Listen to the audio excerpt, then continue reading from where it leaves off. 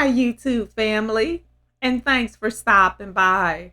I have already connected with your energy, and I was guided to these three cards for you, which is Condor, Chameleon, and Cardinal. Okay, guys, let's go ahead and get started. The Condor has shown up in your reading today because you're too focused on a situation and you need to step back to see the bigger picture before making any decisions or taking any actions. You've lost perspective here because you've either believed there's something that you absolutely need to have happen, or else you've simply have been too stubborn to let go. Step back and take a fresh look at your circumstances. It's the forest versus the trees dilemma. You're too close to clearly discern the reality of what's actually taking place. So make a practical decision to practice detachment. And most people think of this as a cold, sturdy way of responding to a situation or person, but nothing is further from the truth. It's far worse to remain so utterly involved and entangled that you lose perspective and sometimes even yourself. This all too familiar pattern stems from the guilty feeling that somehow you're not doing enough unless you've completely immersed yourself into the problem or person, continuously trying to fix the situation or rescue the individual involved.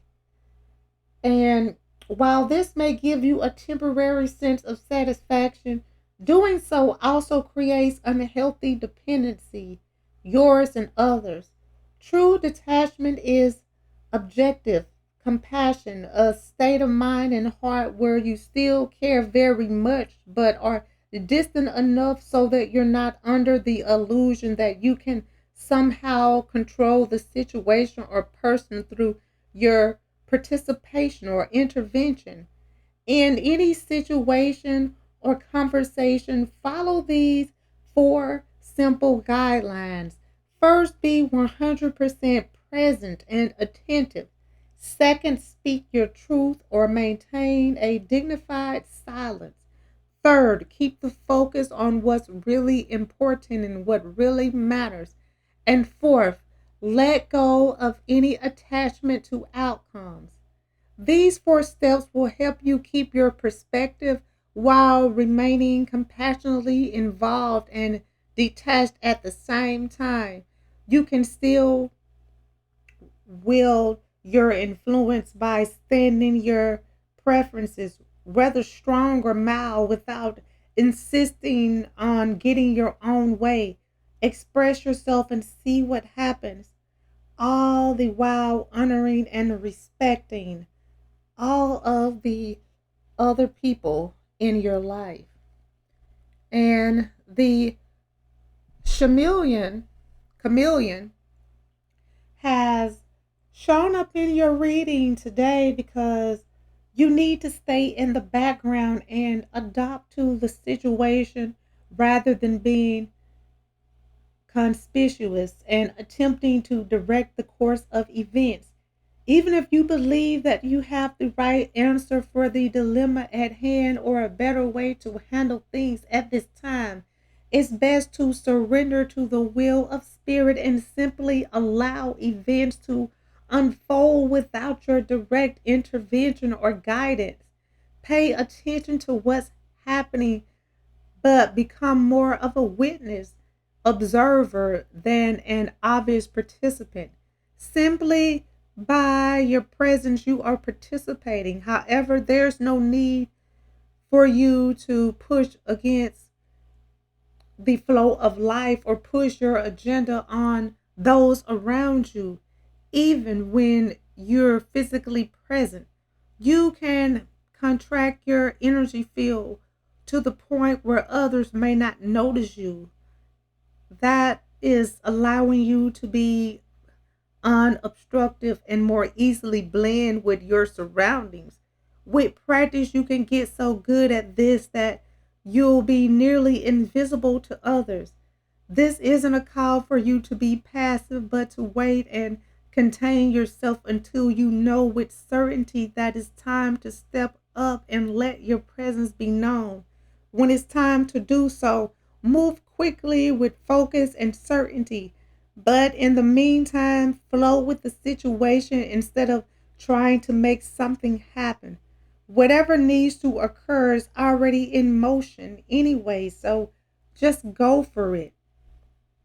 And the cardinal has shown up in your reading today because it is showing that your spiritual pursuits and physical pleasures are out of balance. So do whatever is necessary to bring them back into balance. When on the spiritual path, it's easy to idolize what being spiritual means. It can become a rigid mental imprint on which you judge anything that varies from your conception of what's being spiritual is supposed to be about. This includes not only another person's practice and beliefs, but your own. Falling short of this leads to either assume an unrighteous and arrogant position with others, or when self-imposed elicits guilt and shame. This spiritual perfectionism can make you forget about enjoying the pleasures of the material world as well as those of your physical body. The earth herself provides a dazzling and sensual experience to be directly encountered through the physical senses. Yet, for many, truly enjoying the pleasure of the sense of sight, sound, taste, touch, and smell can be fraught with worry, anxiety, guilt, and shame. Products of early childhood, religious and or cultural conditioning. Others become so entangled in the world of the senses that it becomes their God, and their spiritual core is lost to materialize things.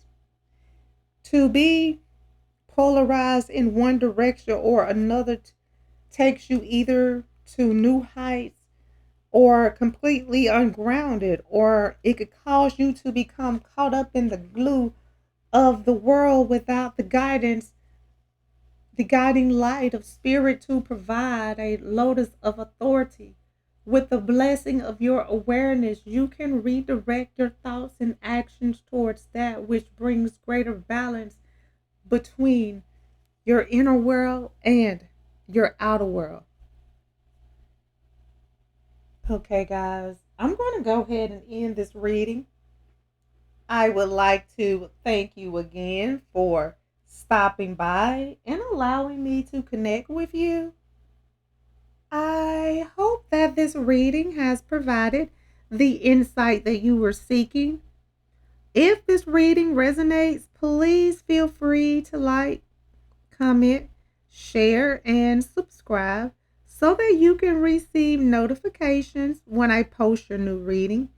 And if you would like to become a member of my channel or make a donation to my channel, the link is in the description and it will be greatly appreciated. Well, until next time, goodbye, my lovelies.